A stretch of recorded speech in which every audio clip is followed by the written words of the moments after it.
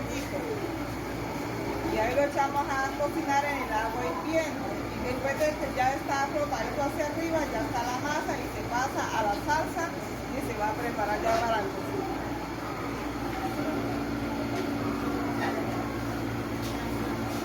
Gracias por su atención.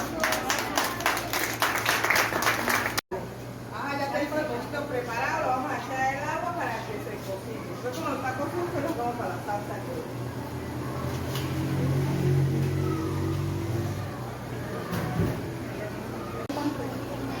Ya tenemos el pollito preparado, cocido, lo vamos a pasar a la salsa, mami.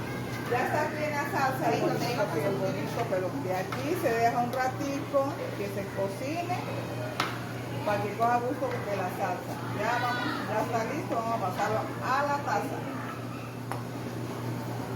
Ya está listo el pollito.